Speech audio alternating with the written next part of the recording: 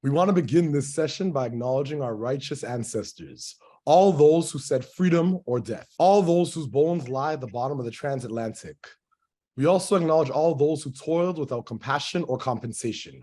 We acknowledge all the original stewards of the various lands we are on. We acknowledge all the elders and community stalwarts whose shoulders we stand on as we build, share, and learn together for our collective liberation and sovereignty. Today, we have a remarkable elder, community leader in our presence to share and build with us. Nene Kwasi Kafele is an elder and a community organizer.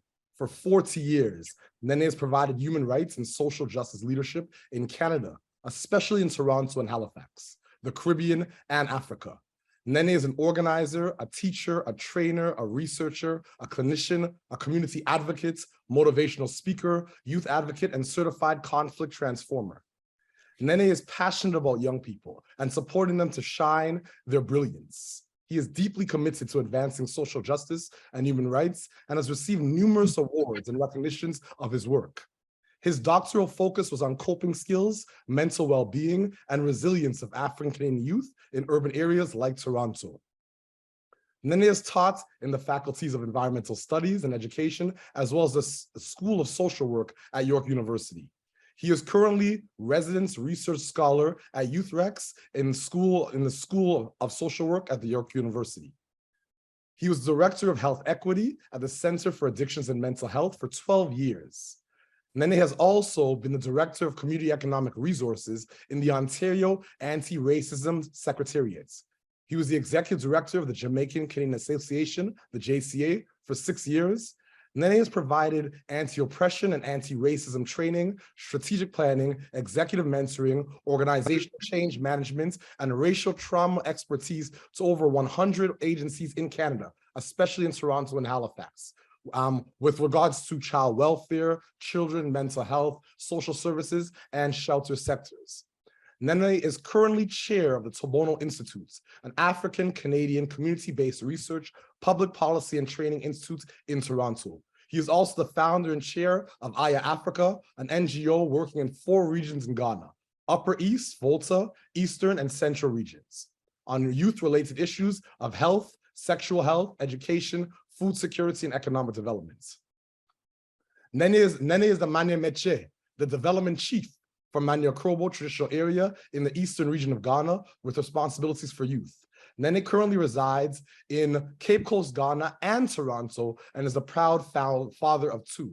So I'm so grateful for the ability to, one, introduce a man that has led so many initiatives and works across our community and has been a guide to so many young brothers and sisters like myself. I consider him a father, a mentor, a leader, a champion for all things Pan-Africanism. And I'm just honored and grateful. I'm going to hand it off right now to my brilliant sister, Blessed Brooks. And once again, Nene Merasi Pa. We give thanks for your leadership and your life's work on behalf of our community. You represent our ancestors so well. We give thanks, Elder. Thank you so much, Elder Kafele, for being here. We really appreciate your presence and we want to welcome you this morning. And I actually want to give you the floor to just start off with anything you want to share to get us started. Well, first I want to give thanks to the ancestors and our Creator, and to all of you for making the time for us to reason. I hope you actually have some time to talk as opposed to me doing all the talking. I'm really happy and encouraged by the leadership of Setsi and the brilliance that the young people involved have always been showing, helping to advance the liberation of our people. Thank you very much for having me. This is a really critical time in our history, and a time that requires vigilance and leadership, and clarity of purpose, and determination. So I'm honored to be here. Thank you so much, sir. My first question for you is, what is rites of passage in the traditional African context, as well as in our contemporary community development work throughout the diaspora? So I want to start from a slightly different place to give it some context. Because I feel we're in an existential crisis that has been with us for more than 500 years. But it has taken a particular character right now. and a level of urgency that requires us to be smart and urgent in our response and to be radical in our preparation and our forward movement. We can't do the same old things in the same old ways. They're not working. I see rites of passage experiences as part of a cluster of things that actually help to shape us as a people and as a nation. And there's a distinction I draw between a population of Black folks and us being a people with a shared consciousness, a shared sense of purpose and direction, clarity of how we're going to pull together mechanisms and institutions that help us to do those things efficiently and appropriately and strategically, as well as building a structured and organized way of defending our community, of economic self-reliance, of ensuring that we thread culture through everything we do and centering everything on spirit. When we do all of those things, we're actually building a nation. We're building a people. When we're scattered and reactive and we let white supremacy and anti-Black racism be the center of our reaction, and we focus on money to the exclusion of everything else, we're not building a people or a nation. It's just a hustle. So a rites of passage process then fits into the healthy development of a nation. My screen is going a little haywire here, so I'm gonna go off screen for a minute and continue talking. A rites of passage process, in the context of what I've just described, provides the cultural thread that deepens spirit, that clarifies purpose, that foregrounds tradition and culture in a healthy, respectful way, and that helps to anchor us in terms of our identity and our shared and collective consciousness. When we have the process of rites, which, and the rites that accompany in many traditional African societies, there's 7 stages to life, and each stage requires a set of rituals or rites that take you to the next stage once you are ready. So for example, the naming ceremony, Abadento, in Ghana, is a ritual that introduces you as a newborn child to your community through a process. And it provides a measure of clarity around what your purpose is based on the day on which you were born, and how your community, your village is going to support you in living out your purpose. And it is a very sacred ceremony. So that is a rite of passage. That's a passage into childhood. There are passages, of course, from adolescence into adulthood. When we talk about rites of passage in the West, generally that is the one we're talking about, how to help young people become responsible adults by taking them through a process of challenges and experiences and so on that actually prepare them for responsible adulthood in our community. Another process, another rite, another passage is the passage from manhood to being an elder, and that requires a process of rituals as well. Another process would be from being a single person to being a married person, which would be accompanied by some rituals that take you through that process, get you to the next stage. And then the final is what we call God consciousness, that prepares you now to go back to the ancestors. In the West, we call it funerals and so on, right?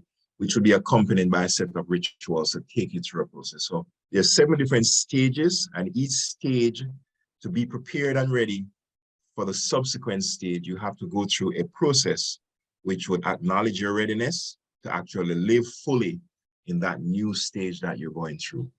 We typically focus on the stage of adolescence to adulthood in the West. But in my view, we desperately need to have all 7. Most of the times when we have a child, we have no ritual that is grounded in our tradition that acknowledges and presents a child to the world. It's usually christening or something like that. That's very Christian based. And without much meaning for us, we just do it because that's what our families do, right? But a naming ceremony that is grounded in our tradition actually is very, very profound and very, very powerful. So those in a nutshell are, for me, some of the contextual things around rites of passage. So the rites are the practices and the activities that prepare you and get you ready and aligned to enter a particular stage in your life cycle. And in our case, we're essentially talking about the stage of adulthood, from adolescence. I hope that answers your question. It most definitely did. Thank you for painting that picture. I think you referenced a lot of great examples to show that there are rites of passage that we experience and don't really realize that that's exactly what they are. So thank you for giving that clarity. So let me add one thing to it. Sorry. We do practice rites. Unfortunately, there are rituals that we attend to manhood and womanhood that are profoundly unhealthy and actually anti-African. So a young person whose mark of manhood, a young brother, is how many people he has shot, or how many women he has impregnated, or how many times he's been in jail or been arrested. That is also a rite of passage. That's also a right to manhood. But I'm sure you'd agree that those are not healthy rights, but they are rights. And young people cling to things that provide meaning and purpose to them in the absence of our community providing the appropriate things that ought to have meaning and purpose for them. Thank you so much for that. Can you share the importance of rites of passage in your life journey? In my life journey? Oh, well, I have been involved in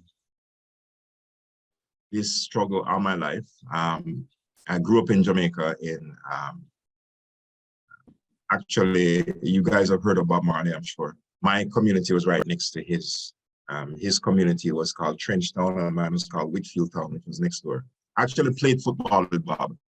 We used to play on the street every night. I mean, he was an older man to me, but we kick around before he was famous. And his business manager, a man by the name of Alan Skillcole, the most famous Jamaican footballer, was actually more famous than Bob. So when the two of them were always together, people always called to Alan to scale because he was very popular. And Bob was just this tag-along guy, you know, shy and quiet and so on. This is Bob Marley we're talking, the same Bob Marley, yeah. And every night we play football on the street. You played until you were just tired and you went home. So I remember playing against them as a child, but those communities were poor, very, very, well, working class, I would say, not rich in many ways. And they were Rasta communities, profoundly Rastafarian communities. And so we were immersed from a very young age in Pan-Africanism and African identity and African spirituality and just the vibration of Blackness, uncompromising, filled with culture and tradition, drumming every night, incredible stories and recitations of people who had traveled to the continent, the works of Marcus Garvey and other Pan-Africanist leaders, and so on. So our community was very infused with that vibration. So I never suddenly came to consciousness. It was always a part of me all my life, because that's what we grew up in. My uncle was a Rastafarian elder. So most of the groundation sessions, they call them Nyabingis, would be held in our yard, which was a huge, huge communal space, right? So from an early age, that consciousness was there for me. When I came to Canada, it expanded into my work in university and my activism in the community. I was very involved in the anti-apartheid movement in the late 70s and early 80s, and the movements to desegregate the school boards, especially the North York School Board. Those are the times when there were no Black teachers anywhere in the school system, that the board was not just covertly racist, but overtly racist. So very, very active in youth groups and so on. But then I came to a consideration with some friends that we needed to do some focused work with our young men who were incredibly imperiled. And so we invited a couple of brothers from the States who were involved in rites of passage in the States to a conference we had for men only. We called it for Black men only. Talk about the precarious situation that Black men in particular were in. And that led to us going to Cleveland, Ohio. A group of us, 3 of us went at first, me and 2 friends of mine. And we took part in the rites of passage process in Cleveland, which basically, it didn't change my life because I was always involved and conscious, but it brought some clarity and discipline and focus to some things that I was doing, to the extent that we decided that we needed to do this in Toronto. So we started by identifying leaders in Toronto, and we sent 2 cohorts of leaders to Cleveland so that they would get training as well. And after the second cohort was trained, and we're talking 1989, 1990, around that time. And after that, we decided that we would introduce rites of passage to Toronto. So I'm not going to say I introduced rites of passage to Toronto. I would say it's a collective effort. I was part of the leadership of that, and I took much of the initiative to design the processes that came out of that. And following that, I did more training in Ghana. I resided at a shrine for about 7 months and got designated as a master teacher in a place called Akropong in the Ashanti region of Ghana. And then started to lead a lot of the rites of passage processes. That experience for me has been most profound in that it has provided not only an opportunity to support the development for young people in different ways, but also to contribute to community life in a way that was much more disciplined and focused and consistent. And we have expanded our work to include literally hundreds of people have gone through different rites experiences in Toronto because of the leadership of some of us. And so so this has been a really a singularly critical development in my life that has helped me to be who I am today and where I am today. My elder, Nana Kwa, who's in Ghana right now, came out of my rites experience. I met him about 35 years ago when I did rites, and we've remained lifelong friends. We actually, myself, Victor and him, we live within, I'd say, 10 minutes of each other in Ghana. We're very connected. So I have my son on one side and my father on the other side. I got it made.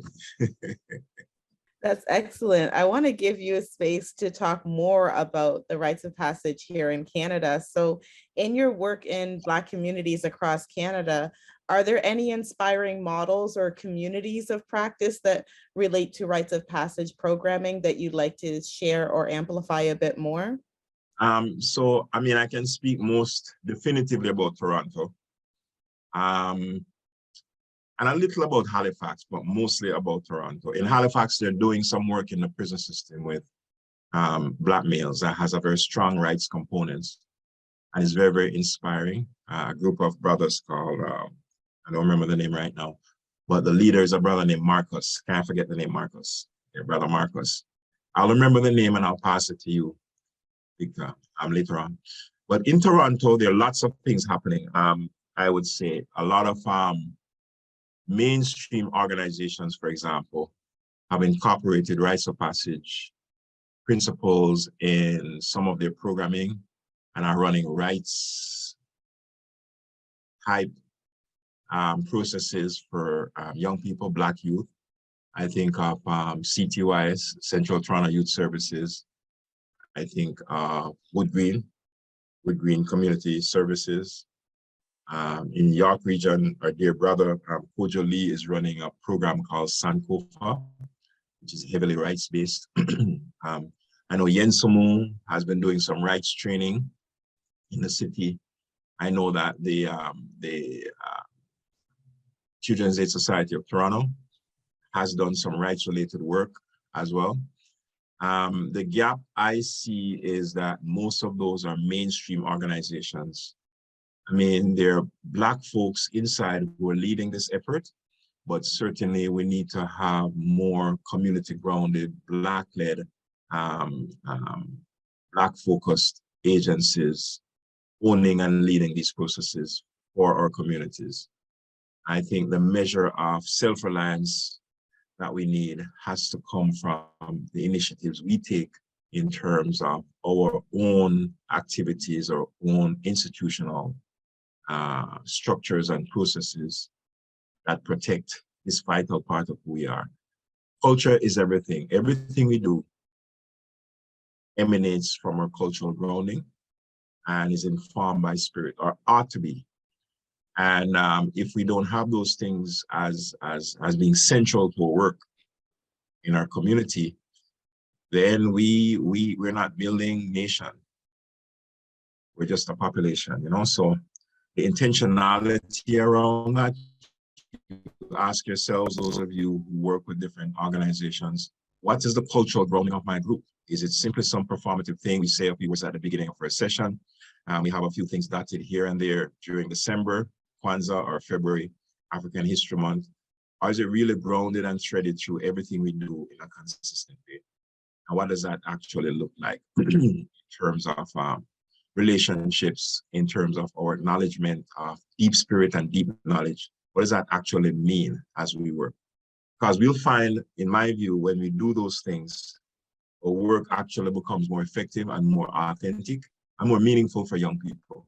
It's not just another group running Black programs, because we have thousands of those, and we've had thousands of those ever since, and we're still failing. We're worse off now than we've ever been before in most areas, but we have lots more groups doing lots of stuff. So we have to ask ourselves, are there some things in our approaches that we need to revisit to actually get some different outcomes? Thank you so much for that. I'd like to hear more on exactly what you'd like to see that look like. So what are some practical recommendations to Black youth community development staff, you know, frontline social workers, program directors, or even executive directors of Black-led, Black-serving, Black-mandated organizations as it relates to rites of passage? What would you like to see that look like? You can't lead or you can't teach or lead young people through rites of passage if you have not been initiated. It's like having a teacher teaching mathematics who has never actually been trained as a mathematician and been certified as a mathematician and has the expertise that has been credentialized so that they have the authority as a mathematician. You can't just make up stuff and decide that you're going to lead rights. So in my view, you need to be initiated. You need to find a proper process, a proper institution that could actually help you to develop the awareness and go through the experience that would give you the credibility to actually lead a rights-informed organization. And then I think you need, in terms of designing your work, everything you do, every goal you have, every component of your work, ask your question, a core question. Where is our cultural anchor for this piece? How does this relate to the different things we value?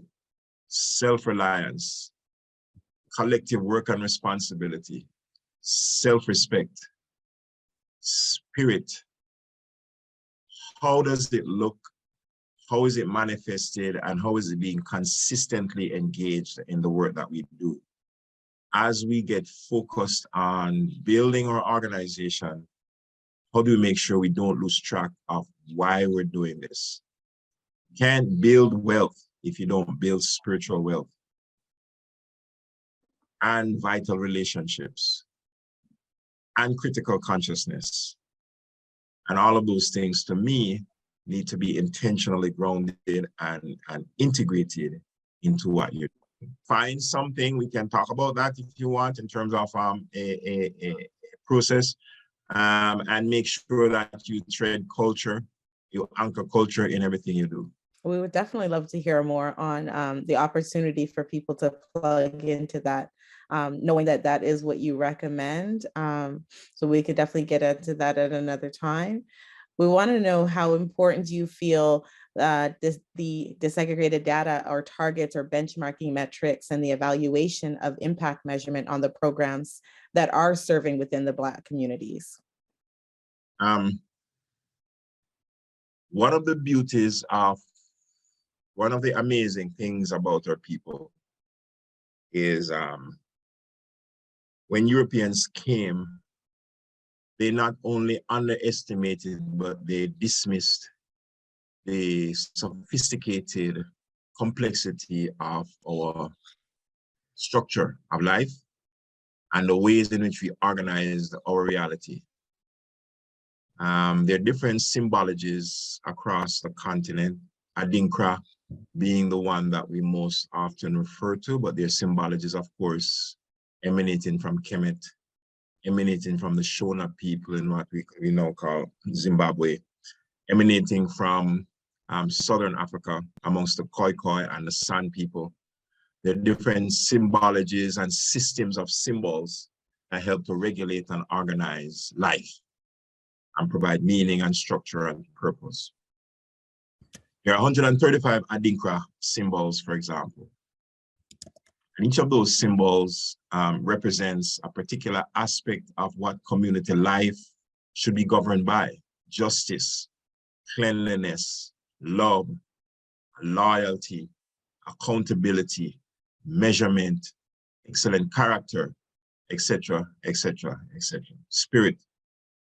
And so we had a structure and a process that helped us to organize ourselves in a way to produce the best outcome for our community, outcomes for our community, while at the same time pleasing our ancestors and honoring the Creator, right?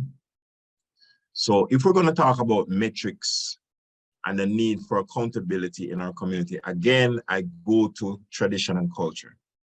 And I say the first thing you start with, if you don't, you all run organizations or involved in organizations. Do you have an ethical framework that identifies the 6 or 7 ethical practices that should inform and drive everything you do, right?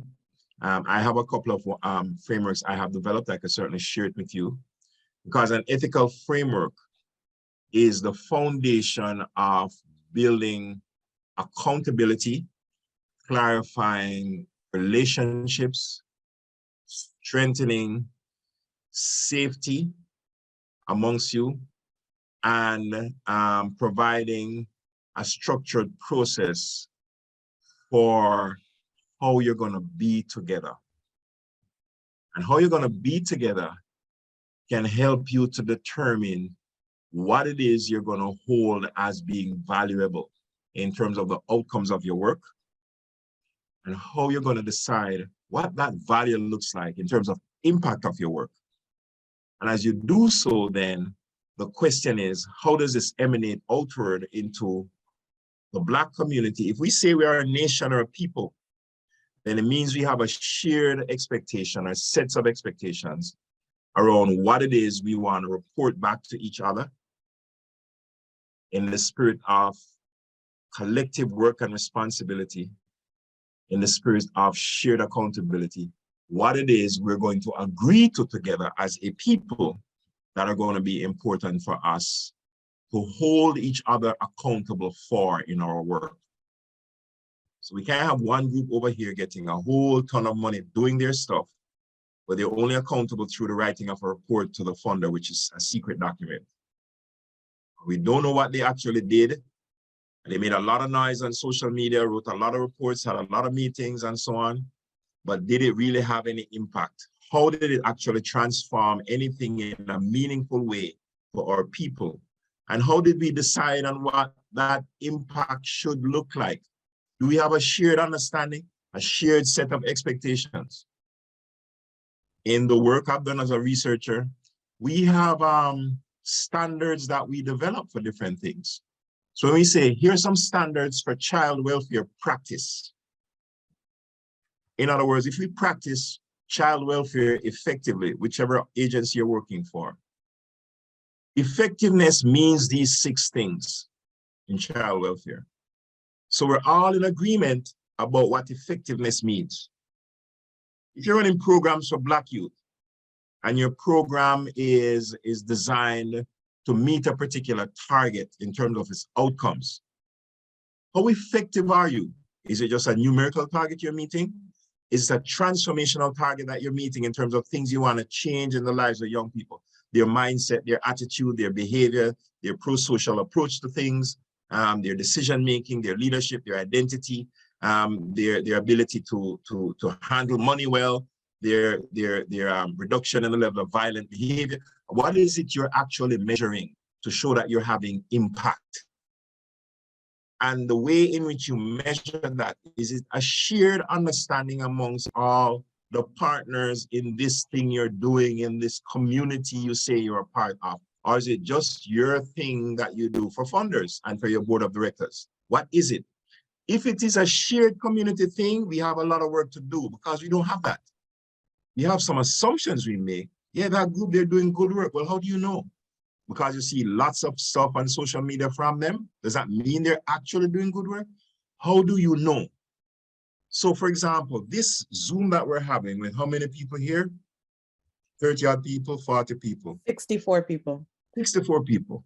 This is an admirable space to have this reasoning, right? But the fact that we had a Zoom with 64 people isn't a measure of success of anything except your ability to bring 64 people together. The measure of success would be, what is it you're going to go away and do that is related to this meeting that you can measure in some tangible way? So I'm going to leave with 3 things. I'm going to get initiated. I'm going to develop some standards for my organization that is tied into impact in terms of the things I'm going to measure. I'm going to talk to my colleagues about how we actually build a shared understanding of that measurement, or that tool, or those indicators. So even if it's only 4 or 5 of us who are in a particular cluster, your cluster might be health, your cluster might be small business, whatever it is, we're going to develop some standards for that cluster.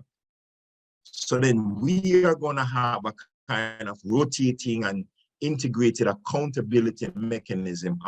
The other thing, child welfare, whatever, entrepreneurship, whatever, then we have a larger set of shared standards and accountabilities. So when we call a meeting with the community, we can say, here's what we have done, and here's how we think we have done. And these are no surprises because we all develop these tools together. And then that would be a measure by which we can say we're actually making progress, not just in some sentimental, abstract way, in some very clear and specific ways that we have been able to measure. And we have a council of elders who are providing guidance in that process. And we make sure we have young people who are keeping it real for us all the time. So it's not just some abstract thing.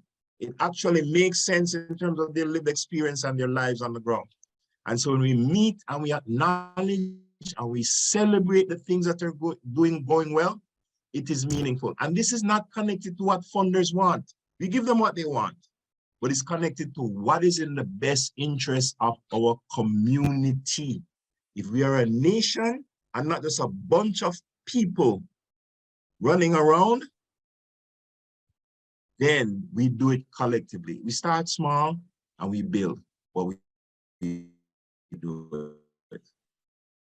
So impact looks like. What impact looks like.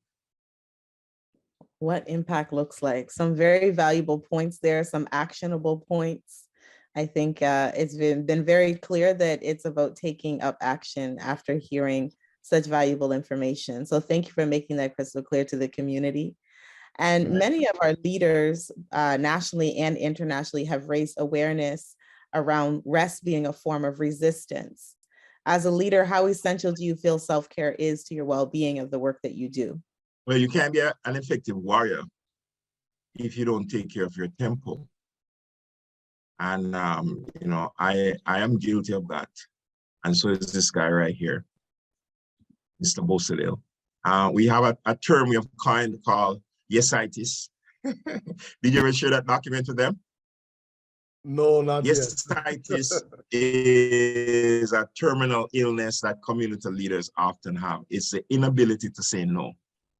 For good reasons, because there's an urgency to getting things done, because you are a leader and you're committed and serious, because you have the skills and the expertise to get certain things done, because you have been doing a lot of things in the past effectively. So one more thing isn't going to kill you, because there are expectations on you to do things, and because our people are mostly passive and disconnected and disengaged. And it unfortunately boils down to a few people doing much of the work. I saw a proverb a couple of days ago that said, remember, most people will quickly forget about you when you die. So live smartly. Remember, most people will quickly forget about you when you die, so live smartly. And so our ancestors say that they refuse to exist, they cease to exist when we stop calling their names. So our relevance to our people is bounded up in us being smart about how we take care of the temple, the physical temple we're in. So when we migrate to the spiritual temple, our presence remains strong and relevant to those in the physical realm.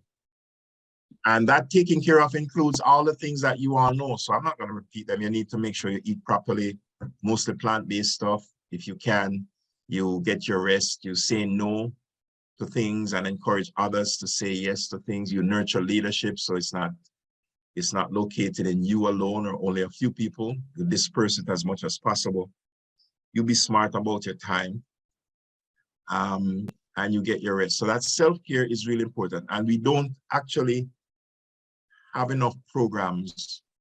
I am stunned by the fact that we actually don't have a lot of program-specific initiatives around self-care in our community in Toronto. If I wanted to get some trauma counseling support for Black youth, build their self-care and their ability to understand their triggers and manage those triggers well and so on, I have to go to a mainstream agency. We don't have an Afrocentric, African-Canadian trauma space where I could send a sister or brother to get some support that is grounded in our culture and our tradition and help them to heal and be well. We don't have a space, or we don't have significant initiatives that promote our collective healing as a people. Carry a lot of pain and anger and frustration and fear that's in our bodies and in our cells at a very deeply cellular level. That manifests sometimes in some ugliness in terms of how we deal with each other, and some ugliness in terms of how we don't take care of ourselves, you know. That healing-centered vibration around wellness and well-being is very important. We don't have any agency that is totally focused on healing and wellness in our community. And if you think about it, that's crazy. No space that actually supports trauma in a structured institutional way, and no space that supports healing in a structured institutional way. But those things are central to our very being, our very existence. So maybe that is a programming area that we should talk about as well, in terms of how we have people doing things here and there, and we have individuals who are very well recognized and respected doing the work, but they're one-off stuff, and they're not grounded in any kind of institutional structured process.